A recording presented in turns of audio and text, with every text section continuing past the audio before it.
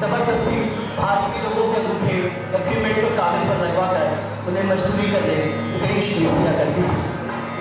लाखों लाख भारतीय परिवार रोते बिलखते गुलामों की सी जिंदगी जीने पलायन करने को विवश थे।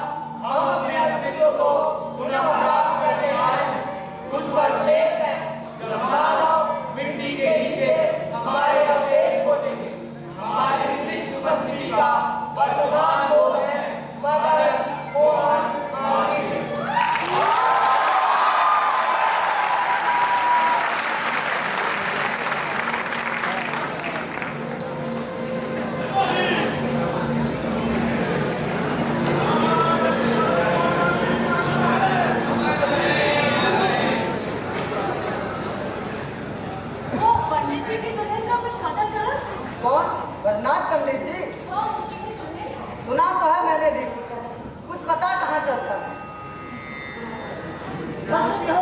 जब से मोहल्ले के एक लड़के को विद्रोही बताकर सिपाही उठा ले गए हैं, तब से 4 लोग खड़े होकर बात ही करने लग गए ना, तो ऐसा लगता है कोई नजर बनाए हुए।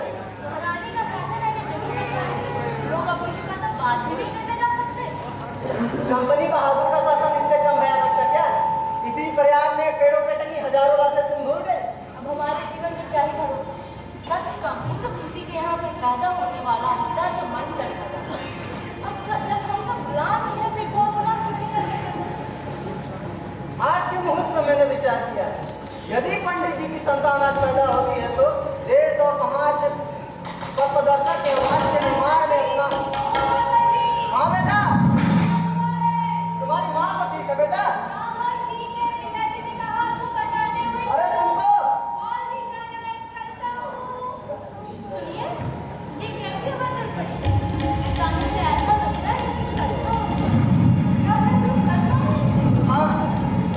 मैं महसूस कर पा रहा हूँ कि हवाओं के अंतर में एक आलोक सा प्रतीत होता है, आज उसको अलग हुआ है।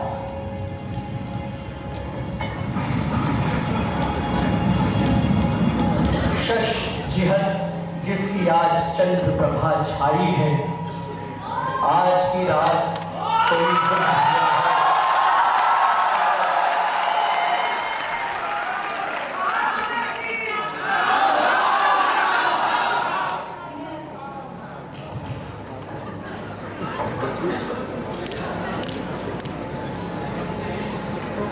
सन 1857 गदर के करीब 4.5 साल बाद, तारीख 25 दिसंबर सन 1861, पौष कृष्ण पक्ष अष्टमी बुधवार। यही वह ऐतिहासिक दिन है जब इलाहाबाद के लाल डिग्गी मोहल्ले में पंडित ब्रजनाथ एवं मोना देवी के निर्धन परिवार में शिशु मदन मोहन मालवीय का जन्म हुआ।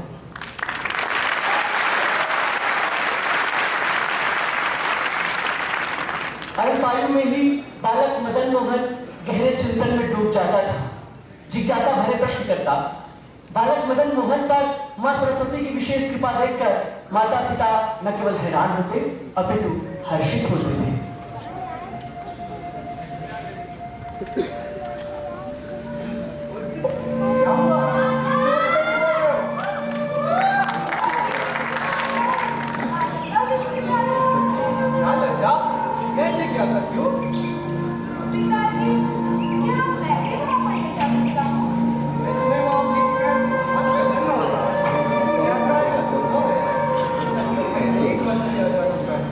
अच्छा, तो आप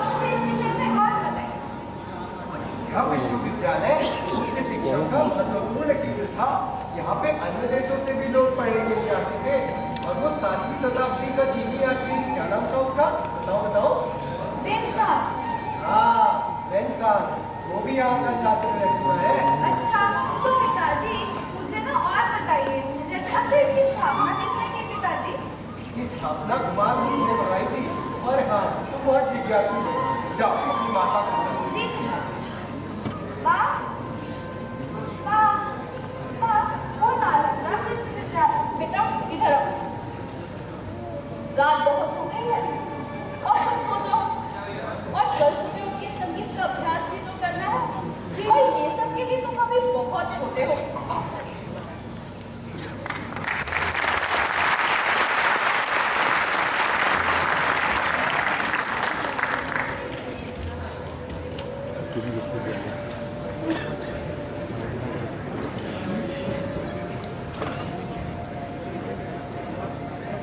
आप मदन मोहन मालवीय है ना? जी हाँ, मैं ही हूँ, मदन मोहन मालवीय।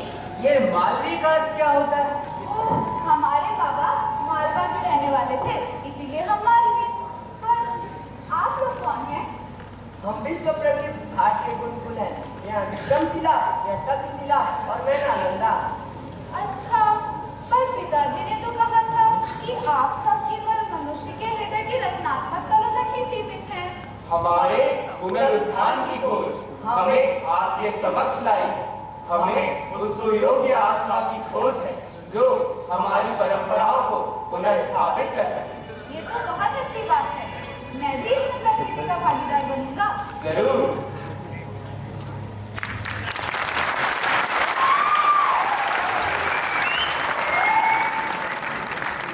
विद्वता, सुसंस्कृति एवं भक्ति, परिवार का यह परिवेश बालक मदन मोहन के निर्माण में अत्यंत सहायक सिद्ध हुआ। 5 भाइयों और 2 बहनों के बीच बालक मदन मोहन कुछ विशेष प्रतिभावान था।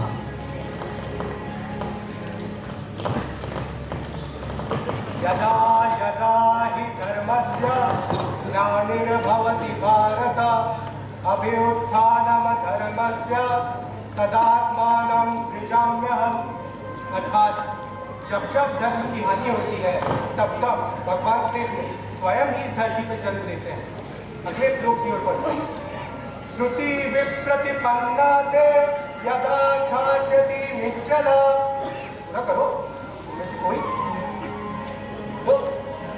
क्षमा करें आचार्य जी, यह श्लोक आपने केवल एक ही बार बताया, इसका अभ्यास हमने नहीं किया। समाधा वचना बुद्धि सदा योग बाबू। यही समाप्त करते हैं। तुम लोग भी घर के लिए प्रस्थान करो, मुझे कथा के लिए निकलना हो। दीपक दादा, we love you.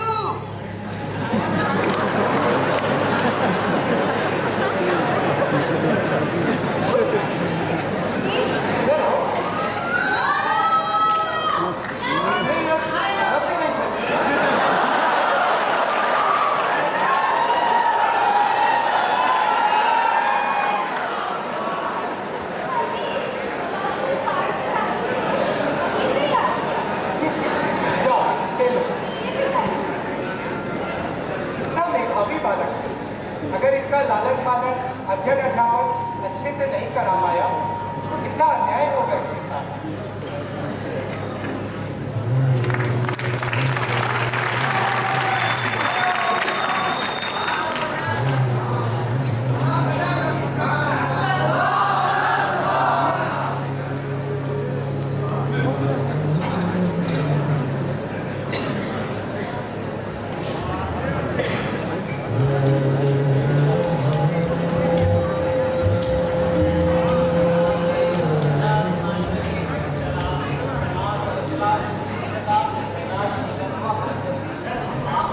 हाँ बेटा, इतना सुबह उठ गए हो, कोई विशेष बात है? हाँ, वो बड़े हनुमान जी के मंदिर के पास स्थापना जी की सभा है, इसलिए वहाँ पार्टी में भी जाना है। अच्छा, जाओ। किस विषय में है ये धर्म सभा? पिताजी, यह सभा सनातन धर्म के वैज्ञानिकता और प्राचीनता के ऊपर है, मुझे वहाँ जाने की अनुमति नहीं है। यशस्वी भव। और हाँ, प्रेम और बंधुत्व से बड़ा कोई धर्म नहीं होता। तुलसीदास जी कहा करते थे, परहित सरिस धर्म नहीं भाई, पर पीड़ासम नहीं अधनाई। और एक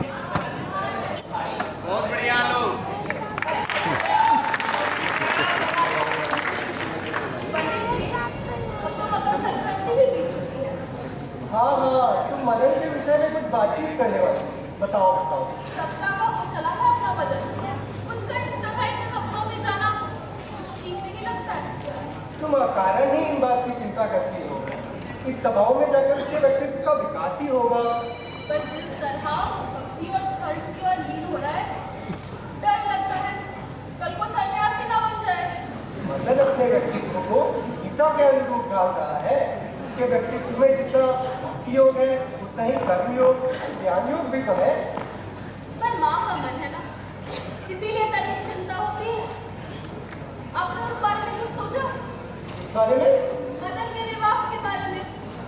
वो नंदलाल जी मिर्जापुर वाले, उन्होंने फिर से क्या लावा भेजा है। उनको तो अपना बदन बड़ा पसंद आया है। उन्होंने तो लोगों से उसकी खूब तारीफ भी की है। उसकी पुत्री का क्या नाम बताया था? कुंदन, ये गजानन भाई बता रहे थे, बहुत ही सुंदर और सुशील लड़की है। और जितनी उनकी परिवार की संपन्नता, वैसी ही पुत्री का गुण बहुत ही गुणगान है। अति उत्तम। तो फिर देर किस बात की? भगवान को स्मरण करके नंदलाल जी को संदेशा भिजवा दीजिए।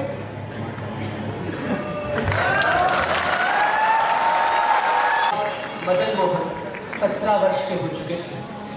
ब्रह्म समाज, आर्य समाज और ईसाइयत के बढ़ते प्रभावों के बीच मदन मोहन सनातन धर्म का पक्ष बड़ी वैज्ञानिकता एवं तार्किकता के साथ रखते थे। हृदय में राष्ट्र कल्याण और जिह्वा पर गीता, इस अद्भुत संयोजन के साथ मदन मोहन जब मित्रों के बीच अपनी बात रखते तो मित्र अभिभूत हो जाते।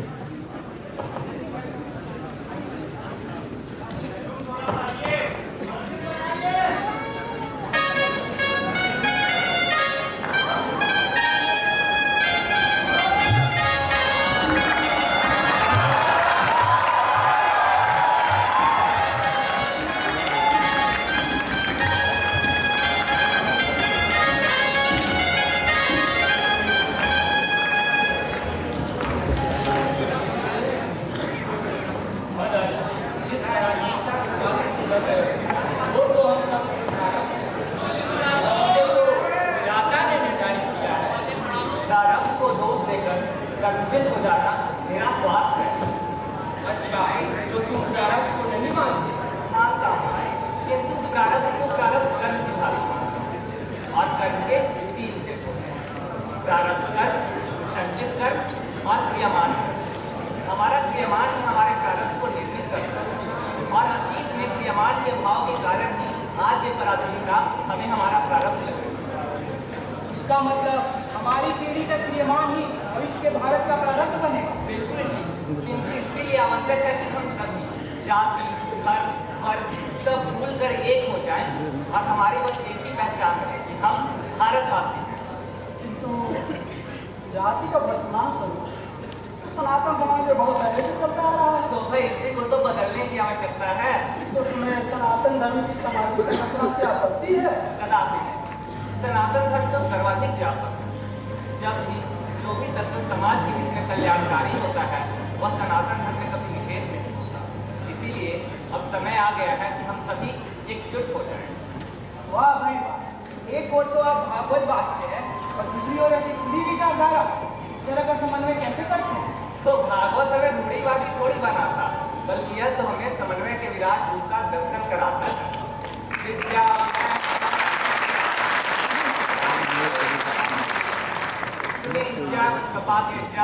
पंडिता समदर्शन, अर्थात ज्ञानी महापुरुष, विद्या विनय ब्राह्मण, चांडाल, गाय, हाथी एवं कुत्ता, इन सबों में संभूत परमात्मा के दर्शन करने वाले होते हैं। वाह, अद्भुत, उत्तम विचार।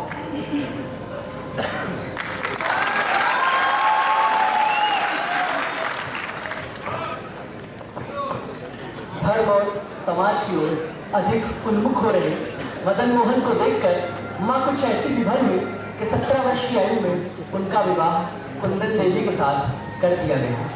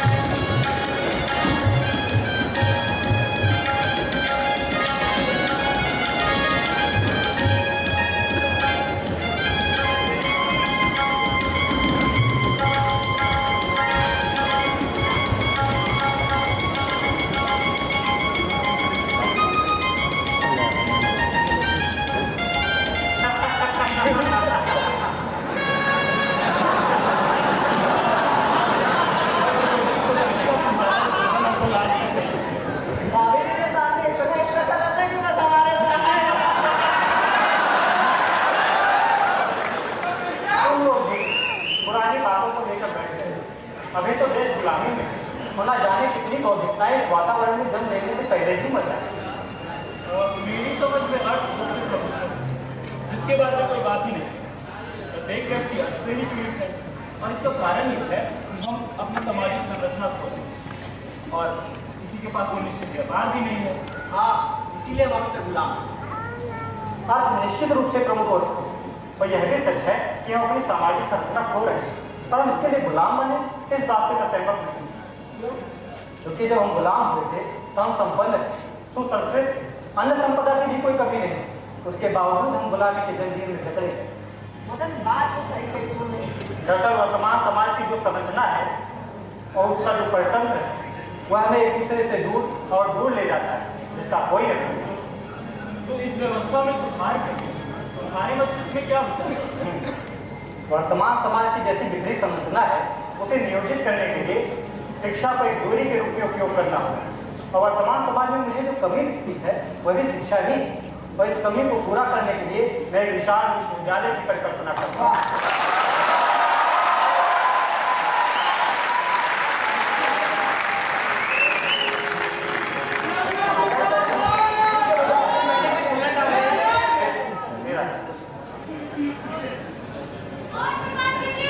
मदन, आगे वो क्या सोचा? किस बारे में क्या? स्नातक के बाद का क्या सोचा है? भैया, स्नातक के बाद मैं सोच रहा था संस्कृत में पढ़ा स्नातक कर, जिससे मैं देश इतनी कराटेदार अंग्रेजी बोलते हो, नौकरी वगैरह? यार नौकरी मुझे बहुत कुछ लगती है, जिसमें व्यक्ति की स्वतंत्रता भी मिल जाए।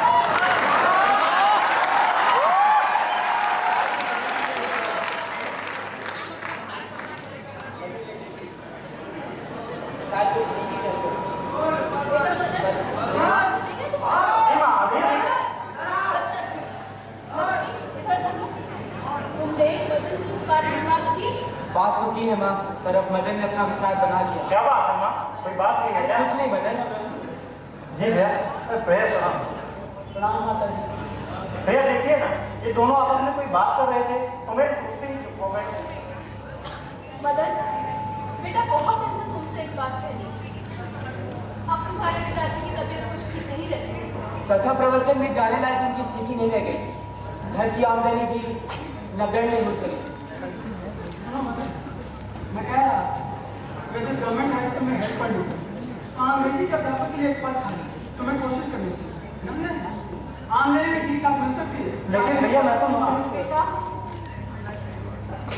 ठीक है माँ, मैं कर दूँ।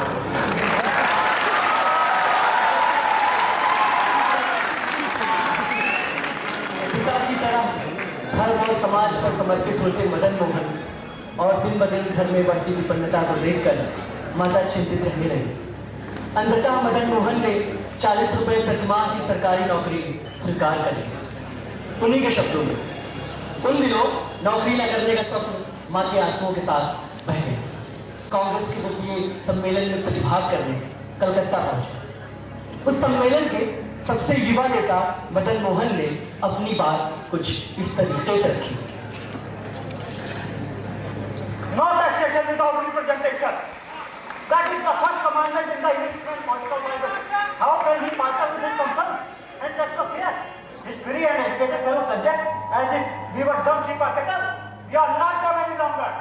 India has found the wise at last in this great Congress, and in it and through it, we call on England to be true to her traditions, to her instincts and herself, and grant us right as free-born British citizens. और अंततः मैं बिना किसी लाग लपेट के अपनी बात दोहराता हूँ, प्रतिनिधित्व तो नहीं तो कर नहीं, और यह भी पूरी निर्भीकता के साथ कहता हूँ, जो सरकार निरंकुश है, वो हमारे साथ खिलाफत का व्यवहार कर रही है, और इस प्रश्न को उठाते हुए मैं अपनी बात समाप्त करता हूँ। अगर प्रतिनिधित्व करने का अधिकार हर सिटी को है, तो अधिकार हमें क्यों?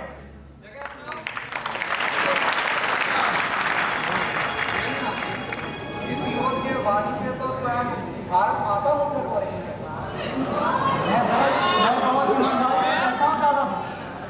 क्या भाषण मैंने आप तक सुने कोई भाषणों से उत्कृष्ट। आज का दिन बहुत ऐतिहासिक है। मदन मोहन की यह स्पष्टवादिता भविष्य के भारत की राजनीतिक में राजा रामपाल क्या है आपका? बाबा भाई मैं तो नहीं सब नहीं और दूसरी भाषा बुद्ध भाषा जवाब मैंने तो आज तक सब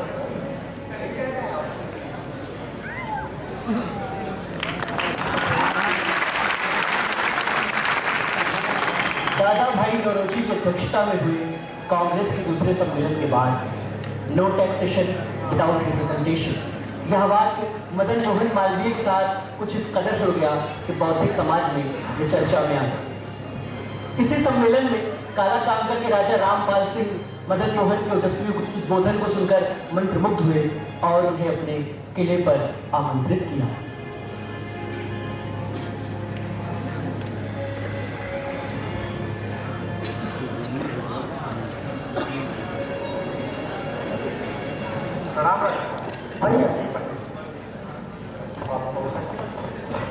आप जैसे विद्या के यही व्यक्ति का ताने से पाना तो मेरे सौभाग्य की बात है। मैं कई दिनों से सोच रहा हूँ आपसे मिलूं आइए। ठीक है राजा साहब, मैं ऐसे ही आपको गुरेज है क्या? आप तो जानते ही जब इस मेलन से वापस जल्दी लौटा और वहाँ तो ये आम और शिक्षित समाज दृष्टि में सक्रिय ही नहीं थे। वैसे यदि हमें अंग्रेजों से बराबरी करनी है उनके व्यवहार अपने साथ माफ कीजिएगा राजा साहब, मैं आपकी इस बात से सहमत नहीं हूँ। यह हमारे धर्म और परंपरा में निश्चित है। बाकी रहा प्रगति की बात तो उसके लिए परंपरा का त्याग आवश्यक नहीं। नाराज है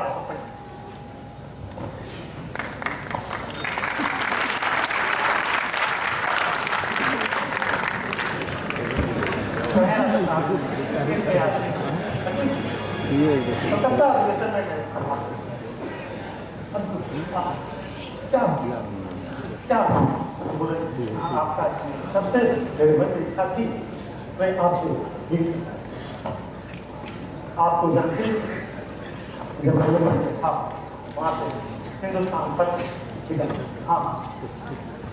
से आने के साथ और पत्र से कलाकार से निकल गए पत्र के लिए उचित बाधक के लिए आपसे जब तक बोले धन्यवाद राजा साहब कि आपने मुझे इसको दे सकते, लेकिन मुझे खुद के लिए संभव नहीं लगा। आप चिंता नहीं करें, आप तो जानते ही हैं यह पत्र भारतीय समाज के लिए कितना उपयोगी हो। ठीक है राजा साहब, लेकिन मेरी दो शर्तें। पहले तो ये कि आप मेरे संपादन में किसी प्रकार का दखल नहीं देंगे, और दूसरी बात ये कि आप मदिरापान के समय मुझसे संपर्क नहीं करेंगे।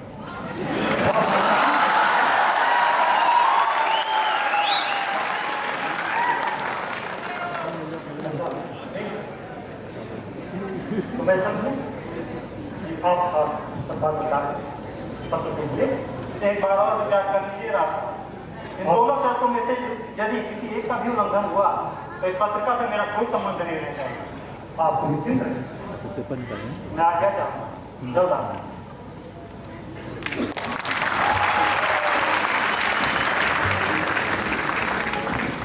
इससे पहले भी मदन मोहन अपने गुरु की अंग्रेजी पत्रिका इंडियन यूनियन का संपादन कर चुके थे। राजा साहब की जैसी अनुमति थी कि आप दोनों में से एक शर्तों को मान लें। दुर्भाग्यवश राजा साहब ने उसमें से एक शर्त तोड़ दी।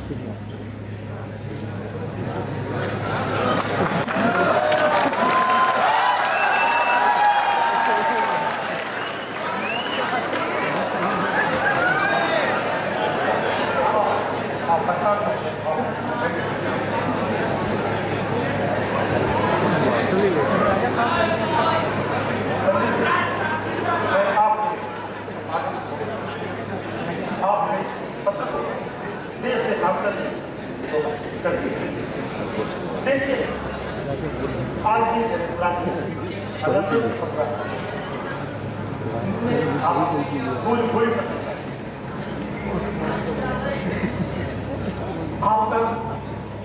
आपने संपादन किया। वैसे इन 2 वर्षों में आपने किया तब तक के बाद इसके लिए मैं खुद भी आप 2 वर्ष सच में मैंने संपादन काम में कोई ढिलाई नहीं, ना कभी आपने मेरे कार्य में कोई दखल किया और मेरी दोनों शर्तों का भी आपने बराबर ध्यान रखा। परंतु आज आपने उन दोनों शर्तों में से एक का अस्तित्व ही खत्म कर दिया। मैंने आपसे कहा था जिस भी दिन आपने मेरी एक भी शर्त का उल्लंघन किया इस पत्र से मेरा कोई संबंध नहीं रह जाएगा। मैं आपसे इजाजत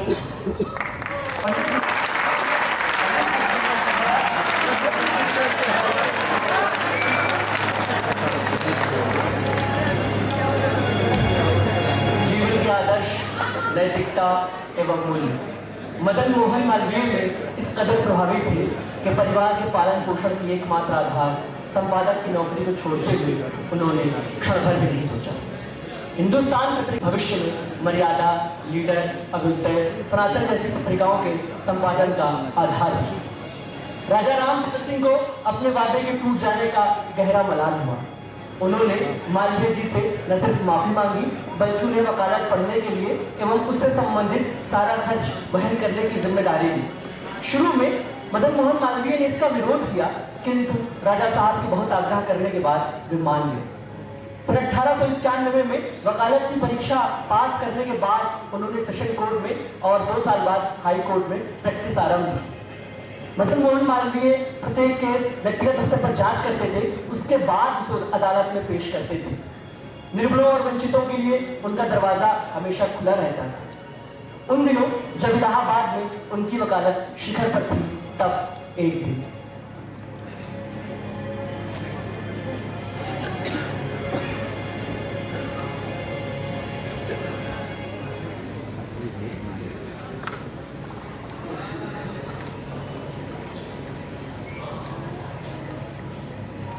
माफ कीजिएगा, आप ही मदन मोहन मालवीय?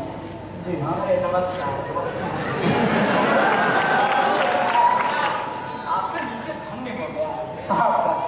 कुछ देर से खोज रहा था, देखा भी था, मगर इन देश खोजना मैं कल्पना नहीं कर सकता कि कोई वकील हो सकता है, इसीलिए पूछ न सका।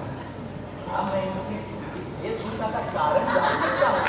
दरअसल बात यह है, ले काम में न्याय की बात करना नाराज या संघर्ष समझते हैं। आप स्वयं विचार कीजिए, न्याय और सत्य के लिए अदालत में इकट्ठा हुए लोग काला कपड़ा पहने कितना हासिल है। गर्मी में काला कोट पहनना कहाँ तक सही है?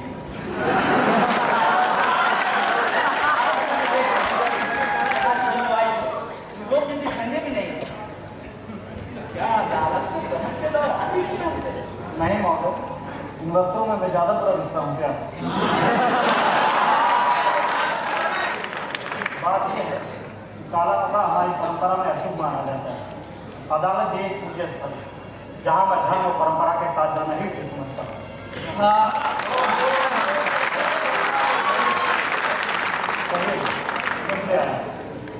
आज मैं बहुत मुसीबत में। अब आपका क्या सलाह है? क्या बात? बुरी बात है। बताता हूँ मैं।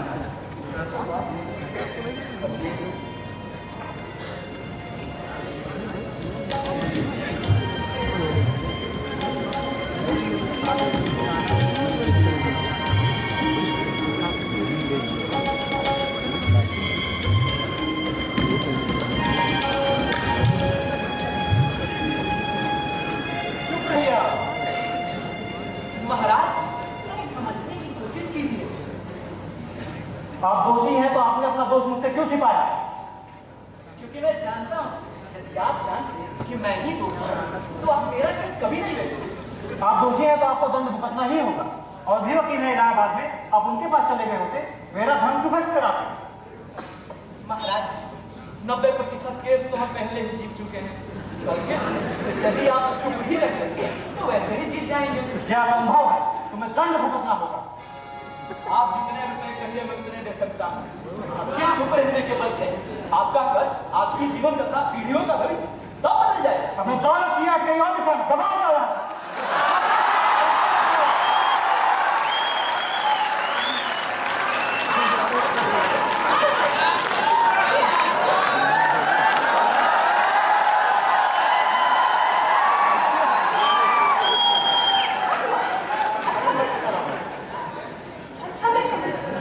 हाँ वो दोषी है तो उसे दंड भुगतना ही चाहिए। चिंतित दिख रहे हैं। जो सक्षम है किसी कुशल वकील की फीस भर सकता है वह हमेशा विजयी रहता है। इस व्यवस्था में निर्बल के लिए न्याय नहीं। इसीलिए मैं आपके पास आया था कि वो मुकदमा नहीं हारेगा। मेरा मन इस वस्त्रालय की उत्सुकता का है। मेरे भीतर से मेरा देश, मेरा समाज कहीं कम न हो जाए, इसका डर मुझे लगातार बना रह रहा है। शक्ति से न्याय पाने की एक प्रक्रिया तो अधर्म ही है। आप नाहक परेशान हो रहे हैं। न्याय और सत्य का पक्ष लेके आप देश और समाज का कल्याण भी तो कर रहे हैं। हिंदू हॉस्टल बनाना, नागरिक को अदालत में प्रवेश दिलाना, सब कुछ देश और समाज का कल्याण भी तो है। इसलिए अपने आकांक्षा को विराम मत दीजिएगा, हल्की चिंता मत कीजिए। हम देश और समाज के लिए जितना अर्पित हो सकेंगे हो जाए।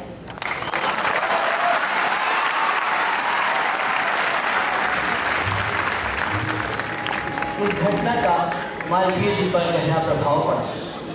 वकालत के पेशे से उनकी हुकूमत की साजिश का हिस्सा थे। इसी सिलसिले में उन्होंने सन 1898 में एनी बेसेंट की अगुवाई में हो रहे सेंट्रल हिंदू कॉलेज की स्थापना में यथासंभव योगदान दिया। महामना जी विश्वविद्यालय के निर्माण की योजना को लेकर के उन दिनों काफी चिंतित रहने लगे थे। इसी संदर्भ में सन 1905 में काशी के टाउन हॉल में मदन मोहन मालवीय द्वारा पढ़ा गया विश्वविद्यालय का प्रस्ताव ऐतिहासिक है।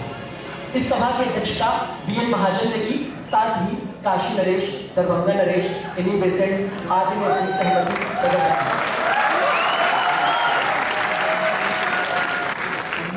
31 दिसंबर 1905 का यह दिन और टाउन हॉल का यह स्थल इतिहास में अमर होने वाला है। पंडित मदन मोहन मालवीय जी हिंदू विश्वविद्यालय की प्रस्तावना पढ़ने जा रहे हैं। अभी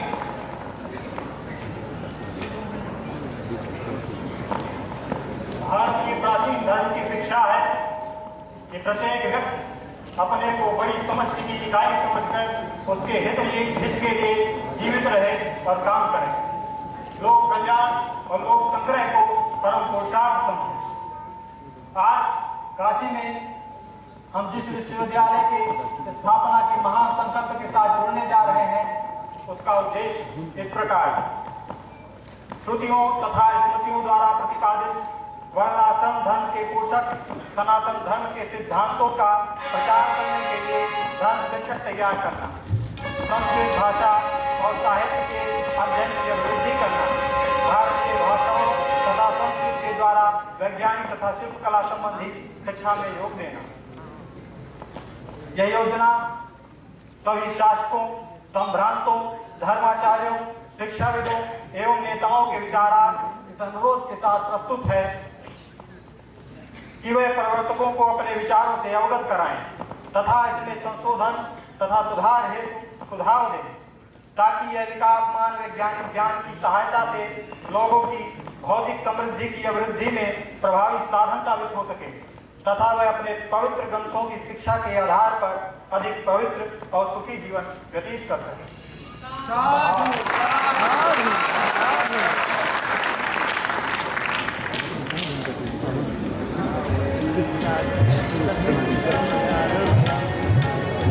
शिक्षा का विराटतम लक्ष्य और वकालत का चमचमाता पेशा, दोनों के बीच द्वंद्व बढ़ता गया।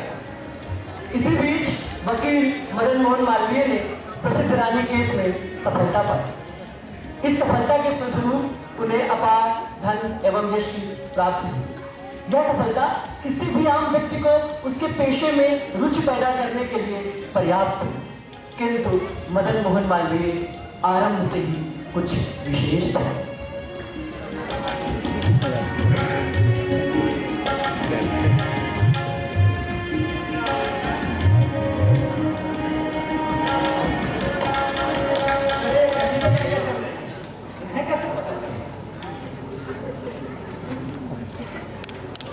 दोपहर से ही आसपास के लोगों ने बधाई देना शुरू कर दिया है। रानी के यहाँ से तो मिष्टान वस्त्र आदि भी आ चुका है। अच्छा,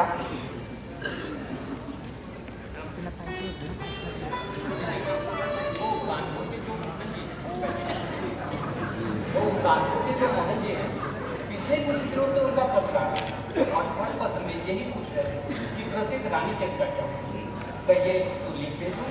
हाँ, उन्हें अपनी पत्रिका में खबर बना दी। लिख दो, मेरा प्रणाम है। जी माँ, जानती हो सबसे अच्छी बात क्या हुई? अब हमारे परिवार का सारा कर्ज उतर गया। हाँ मैं तनिक आराम से होता हूँ। बच्चों,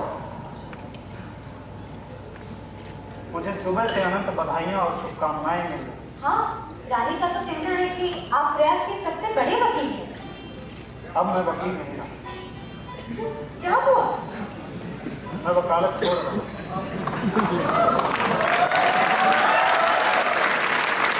आपकी आत्मा कई दिनों से विचार कर रहा था। तुम्हारा विचार जानने को इच्छुक हूँ। आपकी आत्मा जिस निर्णय पे पहुंच रही है उसे ही तय कीजिए।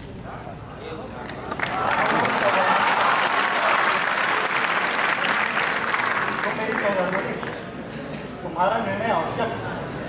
घर गृहस्थी, भोजन भजन तो इस वकालत के पेशे से, तो इस पेशे में मैं ऐसा कुछ भी नहीं कर पा रहा जो मेरी आत्मा चाहती। घर परिवार को लेकर आप कोई चिंता न करें। राधाकर भी तो प्रैक्टिस करने लगे, सब कुछ व्यवस्थित हो जाएगा। ईश्वर की इच्छा मानकर आप निर्णय ले लीजिए। मैं सदैव आपके इस निर्णय के साथ हूं।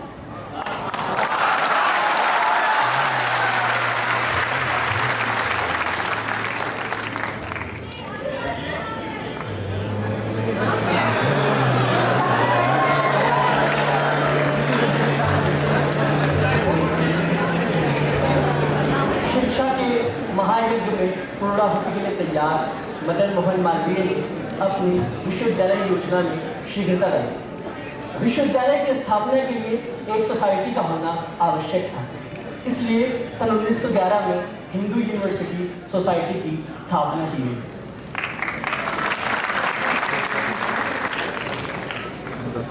आज हम सब हिंदू विश्वविद्यालय के स्थापना के महान संकल्प के साथ यहाँ उपस्थित हैं।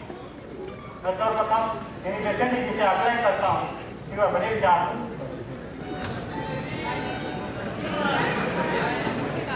यहाँ के धर्म और संस्कृति के शताब्दियों को लांघते रास्ता की विवशता के बावजूद आज भी जीवन है। गांव का सामान्य से सामान्य व्यक्ति बदहाली झेल कर खुशहाल रहता है, नाचता है, गाता है, बजाता है, जमात करता है और एक दूसरे की मदद करने को ही अपना सर्वप्रथम धर्म मानता है। दुनिया के किसी और समाज में ऐसे शख्स दिखाई नहीं देते। मानवीय जी, मेरा आपसे निवेदन है कि मेरी ऑल इंडिया यूनिवर्सिटी की योजना को काशी हिंदू विश्वविद्यालय में सम्मिलित करें।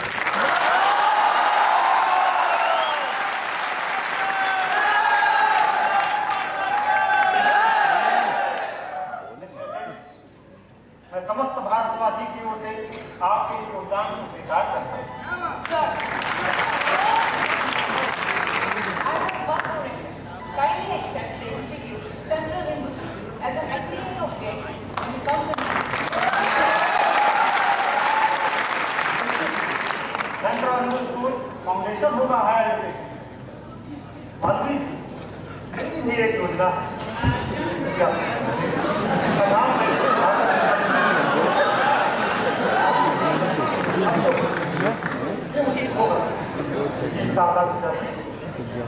हिंदू विश्वविद्यालय की विराट योजना में शामिल कर दिया।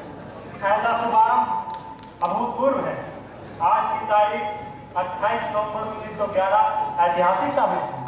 मैं आज हिंदू यूनिवर्सिटी सोसाइटी का गठन करता हूँ। महाराज अम्बेडकर के लिए आपसे मेरा आग्रह रहेगा और इस सोसाइटी के अध्यक्ष बनना स्वीकार करें।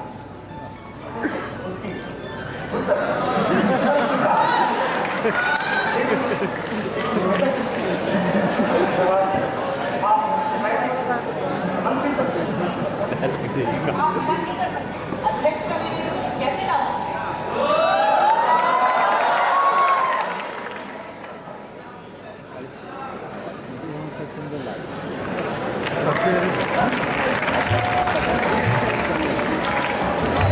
हिंदू यूनिवर्सिटी सोसाइटी के सारे सदस्य विश्वविद्यालय की योजना को साकार करने में लग गए। इसी सिलसिले में वे ब्रिटानी हुकूमत के शिक्षा प्रभारी सर हार्कोर्ट बटलर से मिलने दिल्ली पहुंचे।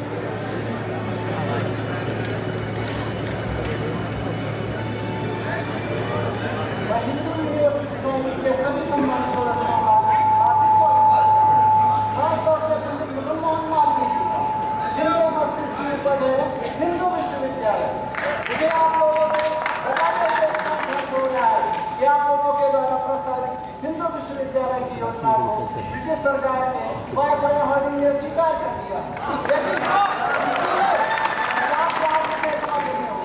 मुझे नहीं लगता कि आप लोग 50 लाख रुपए जमा कर पाएंगे।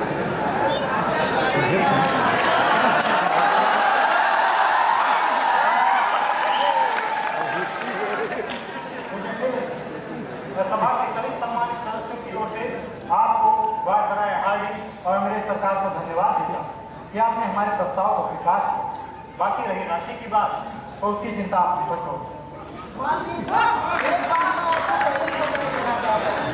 प्रस्तावित विश्वविद्यालय एवं सोसाइटी ब्रिटिश सरकार की सभी नीतियों एवं नियमों का अक्षरशः पालन करेगी। एक शर्त और, कैसी शिक्षा का माध्यम अंग्रेजी ही होगा।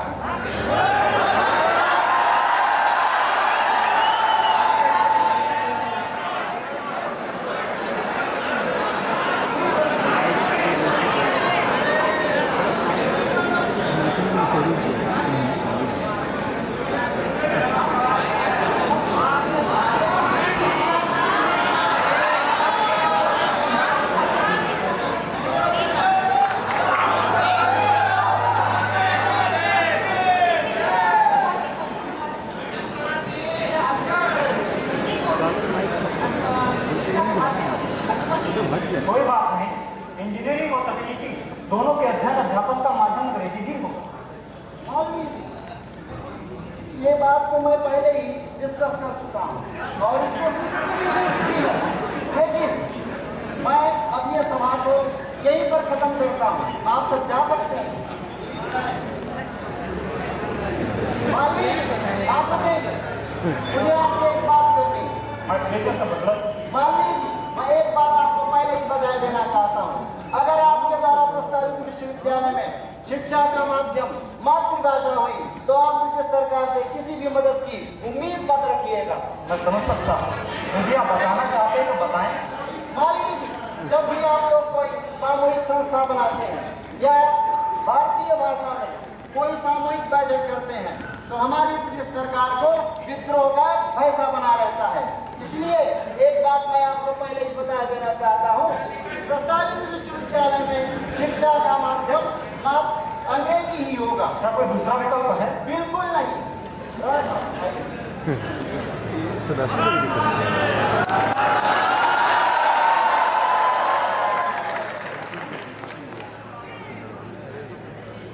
राजा साहब, प्रस्तावित विश्वविद्यालय के विषय में आपके क्या विचार है? मिस्टर बटलर, मैं पहले ही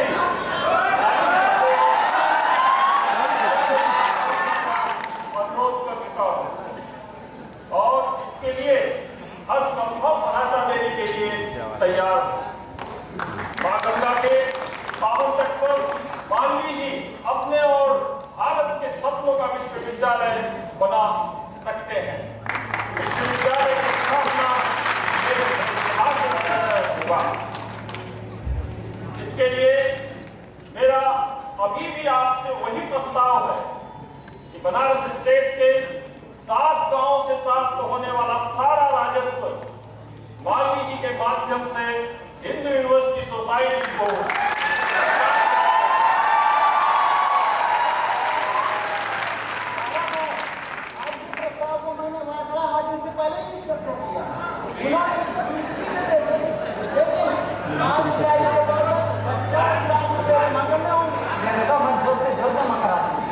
तो मैं यह भी वादा करता हूँ कि जगह से बेदखल लोगों को किसी नई जगह पर बसा दिया जाए और उनकी आजीविका का भी समुचित प्रबंध किया जाए। यह तो बहुत सुंदर प्रस्ताव है। ऐसा प्रस्ताव मैंने जीवन में आज तक नहीं सुना। आपकी क्या विचार है? मिस्टर बटलर, मैं तो निःशब्द हूं। मैं हिंदू विश्वविद्यालय की स्थापना के मालवीय जी के संकल्प और भावना का सम्मान करता हूं। मालवीय जी देश के भविष्य निर्माता हैं। मैं कैसे कुछ कर सकता हूं? उन्होंने पहले ही बिना कुछ सोचे, बिना किसी अंतर्द्वंद के अपनी लाखों की फलती फूलती वकालत को हिंदू विश्वविद्यालय की स्थापना के लिए क्षण भर में छोड़ दिया। पर मैं गांधी जी की देश प्रेम की भावना का सम्मान करता हूँ। मैं तो हिंदू विश्वविद्यालय स्थापना में बस वाल्मीकि जी के साथ मेरी वकालत का तो कोई बोलना, लेकिन काशी नरेश ने 7 गांवों की इतनी मूल्यवान जमीन एक झटके में विश्वविद्यालय को दान में दे दी। मैं भला कैसे भूल सकता हूँ? मैं कैसे भूल सकता हूँ आपके करीब के प्रयासों को जो विश्वविद्यालय के बनने में इतना सहयोग दे रहे हैं।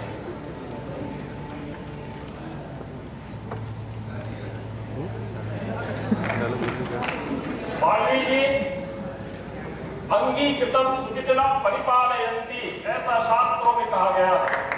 यदि हम कोई कार्य हाथ में लेते हैं तो उसको पूरा करके ही अपना सौभाग्य मानते हैं। काशी के विषय में कहा भी गया है, अपारे खलु संसारे सारमेतत् चतुष्टयम् काश्याम वासस् सताम संगः गंगाम्बस् शंभु पूजनम्। इसलिए आपसे निवेदन है कि ऐसा हो कि आप हमको छोटा न करें। इससे पहले कैसा भाव प्रतीत होने वाली 50 लाख रुपए की राशि और शिक्षा का माध्यम जैसे कुछ बाधाएं मदन मोहन मालवीय के मार्ग में आती, कुछ ऐसा हुआ जिसने काशी हिंदू विश्वविद्यालय के निर्माण को विश्व में अनोखा बना दिया।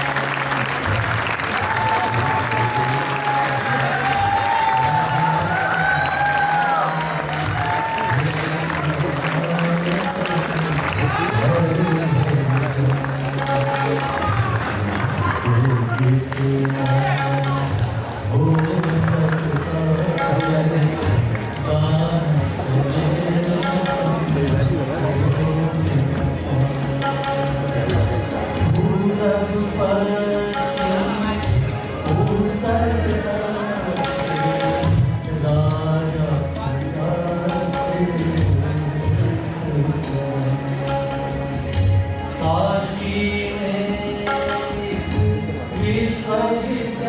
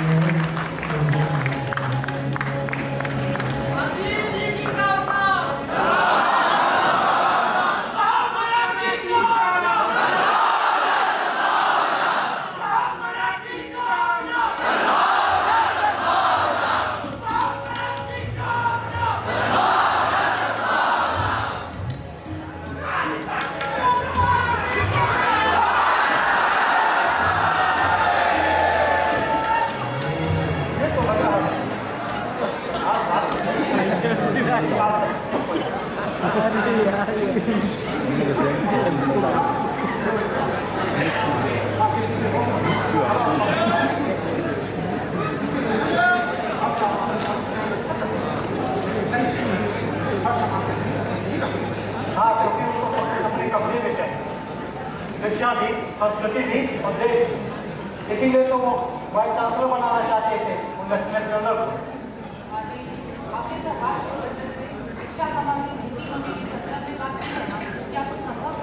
जहाँ तक संभव है मैंने सब कर दिया है। सरकार हट कर अब तो दाताओं में करना। यदि विश्वविद्यालय का निर्माण संभव न हो काफी अन्य परंपरा नहीं। पिछले 10 वर्षों से दिन रात हमने शिक्षा की परीक्षा की है, उसके इतना नजदीक आकर पीछे हटना पाप है। आज हम जिस सोचनीय परिस्थिति में हैं, ऐसी परिस्थिति फिर कभी न बने, इसलिए भी आवश्यक है ये हिंदू विश्वविद्यालय।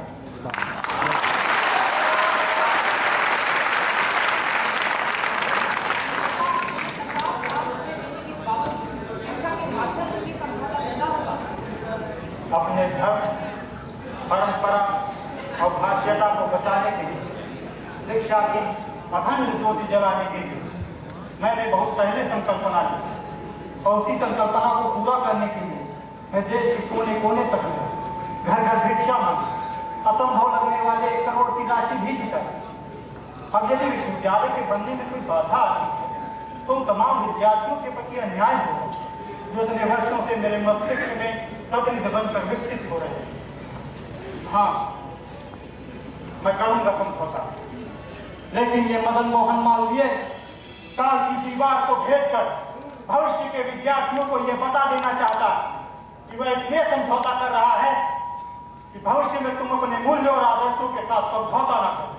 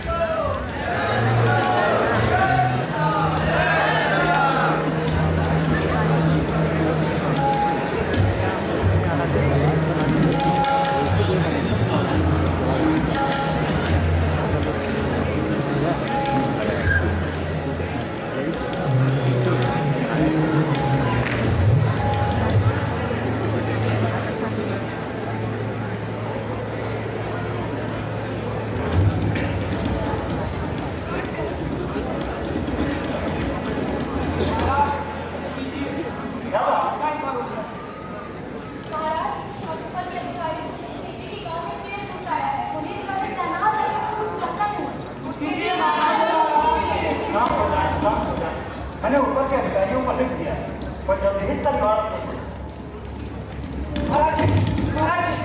क्या हुआ था? अरे वाह, मैं जानता काशी में ये काम केवल बच्चों ही कर सकते हैं। आज तो मेरी नजर में शेर बनारस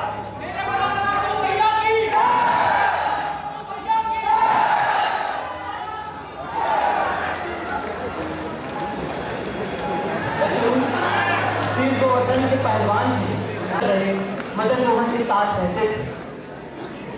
मदन मोहन मालवीय को बचऊ छोटे भाई की तरह प्रिय थे। बचऊ भी मदन मोहन मालवीय का अथाह सम्मान करते थे।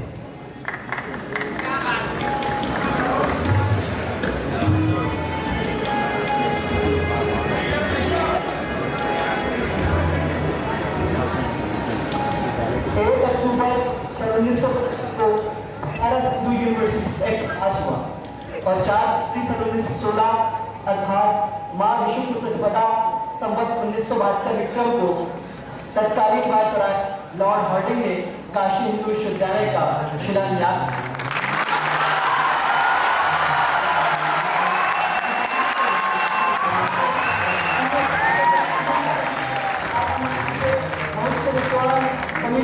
साहूकार और प्रतिष्ठित नेता उपस्थित थे। वायसराय महोदय ने विश्वविद्यालय के आदर्शों को तथा उसके प्रवर्तकों की अभिलाषाओं के प्रति अपनी शुभकामना व्यक्त की। शिलान्यास के उत्सव समारोह कई दिनों तक चलता रहा।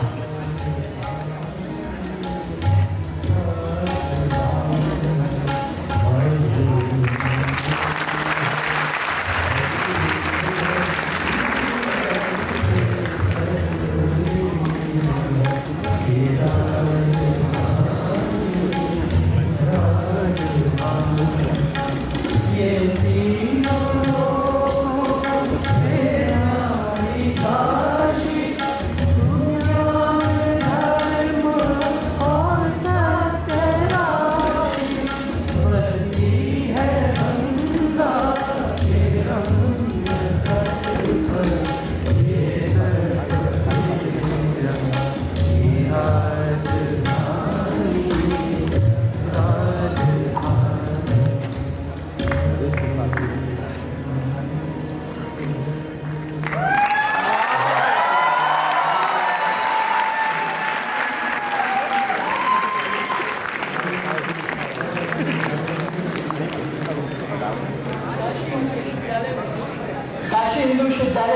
शिक्षा आरंभ हो चुकी थी। उन दिनों महामना परिसर के प्राचीर निर्माण को लेकर थोड़े चिंतित थे। हुआ ये था कि कुछ गुंडों ने परिसर की जमीन पर कब्जा कर लिया था। महामना ने उन्हें प्यार से समझाया और अपनी बात कानूनी तरीके से रखने की सलाह दी। एक दिन जब महामना और बचों परिसर का भ्रमण कर रहे थे तब एक दुर्घटना घटी।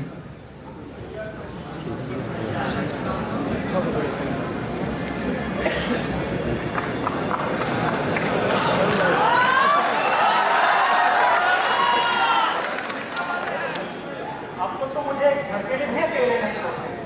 किसी ने कह दिया मेरे प्राण संपत्ति है, तो तुमने मान लिए। भला ज्यादा से ज्यादा कोई क्या करे? मान ले। नहीं भैया, ऐसा मत कहिए। मैंने आपको वचन दिया और मेरे होते हुए पूरे बनारस में आपका कोई बाल विवाह का नहीं।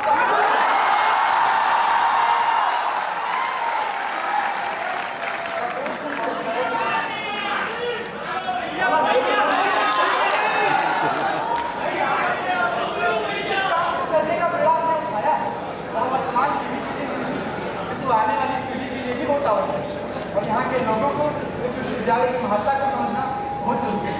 अच्छा, तुम इस विद्यालय के महत्व को कैसे समझते?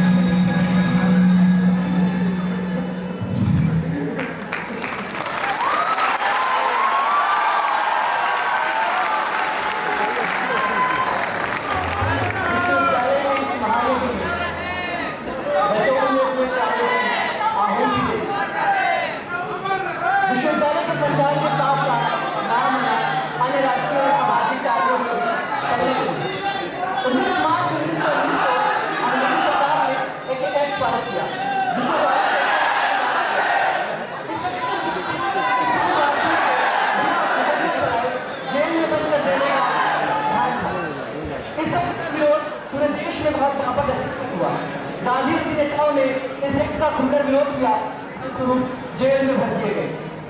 इस विरोध में देश एकजुट हो चुका है। तारीख 13 अप्रैल 1919 वैशाखी का पर्व, स्थान जलियांवाला बाग।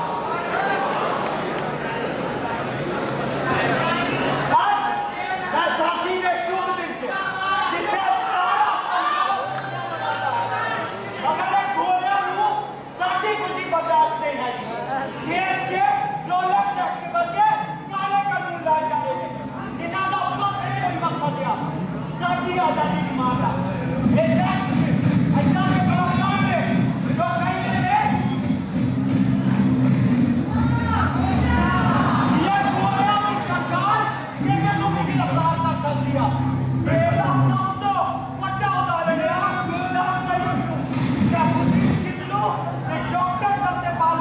मिलता था गिरफ्तार होता।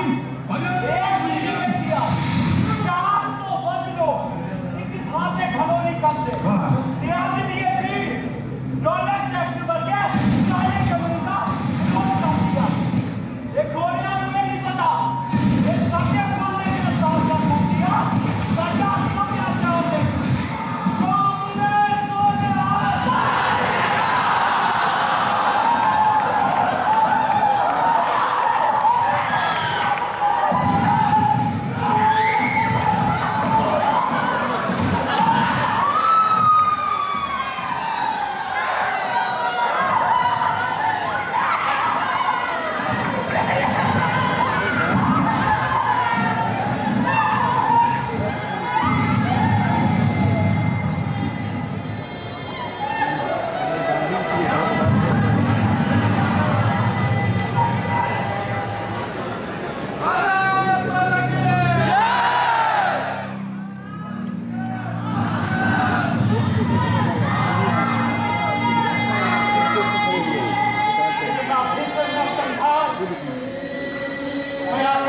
करता हूं तो सामने सैकड़ों बातें झूठ जाती जो इस नरसंहार में बेवजह डाली गई।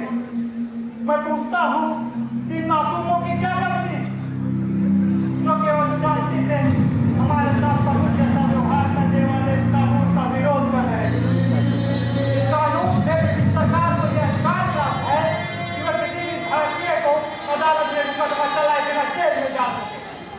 जहां तक इस कानून में अपराधी को अपने खिलाफ मुकदमा दर्ज कराने वाले का नाम जानने का भी अधिकार नहीं। मैं अमानवीयता का कठोरता से विरोध करता हूं।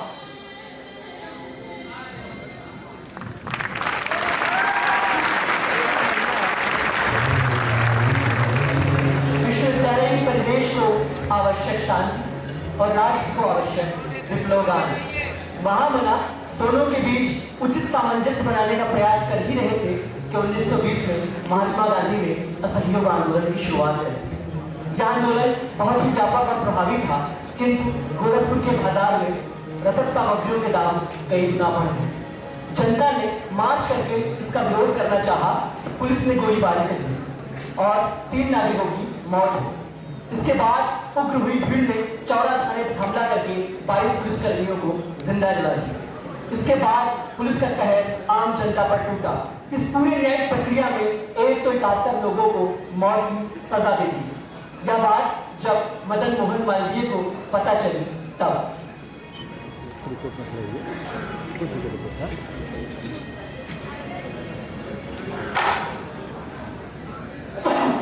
माय लॉर्ड, ये केस शीशे की तरह साफ कि चौरा और डुमरी थाने के लोगों ने साजिश करके पुलिस कर्मियों को हत्या और थाने में आग भी लगी। न्याय के अनुसार उन सभी को फांसी की सजा सुनाई जा चुकी है। अलबत्ता इस केस को हाईकोर्ट में लाने का मुझे कोई औचित्य नजर नहीं आता। हाँ, अगर हमारे मित्र वकील को 10 साल बाद वकालत करने का शौक चढ़ा हो तो अलग।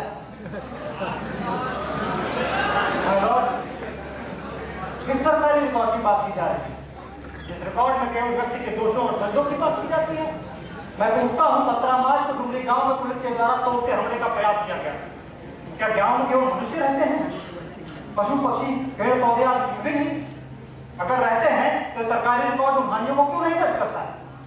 तो स्पष्ट है संवेदनहीन सरकारी रिकॉर्ड इस केस के प्रमाणिक आधार है ही। माय लॉर्ड, हमारे काबिल वकील साहब चाहते हैं कि सरकारी रिकॉर्ड में दंड और दोषों के अलावा कीट पतंगों चिड़ियों जानवर आदि का ब्यौरा दर्ज किया। अब 10 साल वकालत छोड़ने के बाद भूल गए हैं कि अदालत में तर्क और गिरह की भाषा बोली जाती है। पर्यावरण, धर्म, मानवता की बातें नहीं बोली जाती। मैं पूछता हूँ, आपके पास क्या उन 171 सजायाफ्ता लोगों के पक्ष में कोई तर्क है या यहाँ की आप भगवत कथा बात? दंड प्रक्रिया संहिता 1898 की आरपीसी की धारा 239 ये तय करती है लोगों का केस भी अलग अलग बनता है। डुमरी गांव और चौरा थाना दोनों की घटना और घटनास्थल दोनों अलग अलग है। इस तरह से ये 170 लोगों का संयुक्त रूप से है ही नहीं और किसी एक केस में 170 लोगों को फांसी देने का आधार ही नहीं बनता। जिस केस का आधार ही असत्य पर हो उसका निर्णय कहां तक ठीक हो सकता है?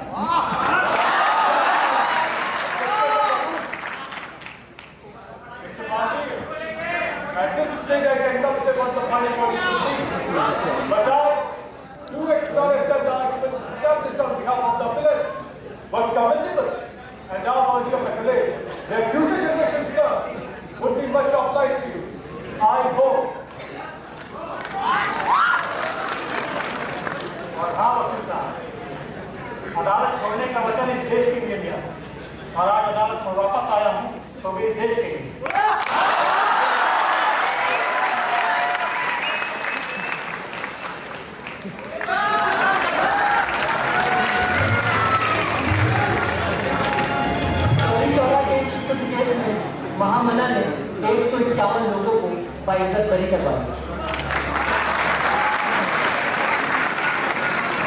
वे किसी भी तत्कालीन विषय पर अपनी बात बहुत बेबाकी से रखते रहे। वे आजीवन काशी हिंदू विश्वविद्यालय के कल्याण में लगे रहे और अपनी प्रौढ़ आयु भगवत भक्ति करते हुए इस राष्ट्र को समर्पित करते रहे। बात उन दिनों की है जब परिसर में विश्वनाथ मंदिर का निर्माण हो रहा था। अपनी ढलती आयु और अपूर्ण मंदिर के कारण वे अथाह दुखी रहने लगे थे।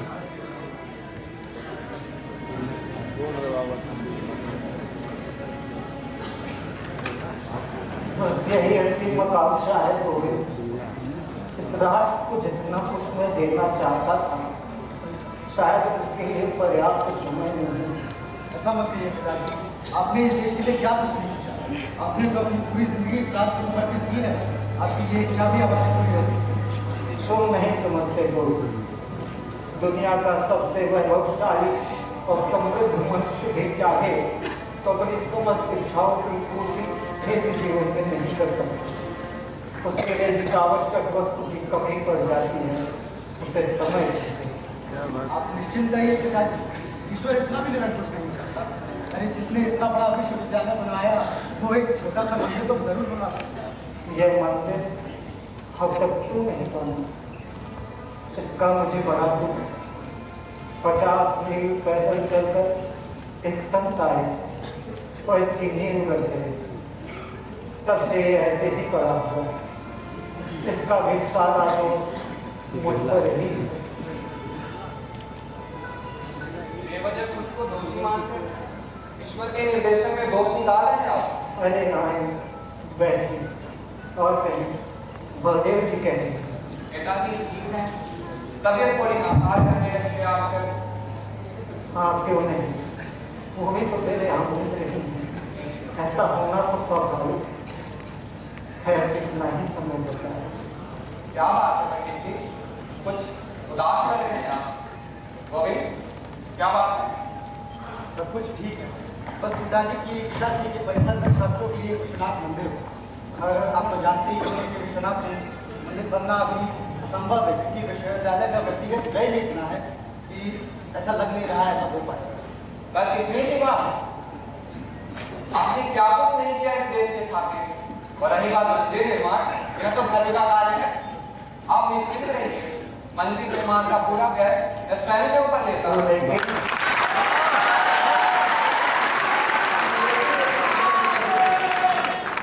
आप निश्चिंत रहिए, पुनः स्वस्थ होकर इस परिसर में दौड़ लगाए, बस यही कामना है। आपका आश्वासन तो मैं संतुष्ट हूँ।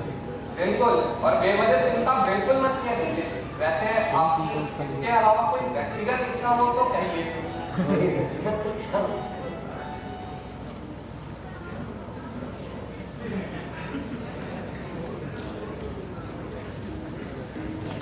मैं भगवान विश्वनाथ से प्रार्थना करता हूँ कि वे मुझे और आयु, और यदि भगवान की मर्जी होगी तो वो मुझे और आयु देंगे।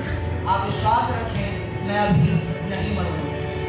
शरीर छूटने पर भी मैं नहीं मरूंगा, बल्कि इस हिंदू विश्वविद्यालय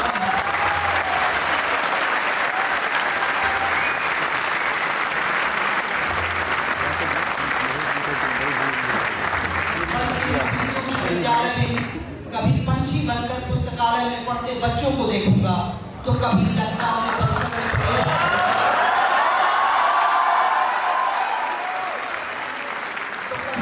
से परिसर में प्रवेश कर रहे नए छात्रों के मुखमंडलों को निहारूंगा, तो कभी स्वयं की यथारूप किसी शिक्षक के सामने प्रस्तुत हो जाऊंगा और प्रश्न करूंगा कि कहीं भी अपने मूल पद से भटक तो नहीं है। मैं हमेशा इस विश्वविद्यालय के प्रांगण में निवास करूंगा। मुझे इससे अधिक और कुछ भी नहीं चाहिए, और कुछ भी।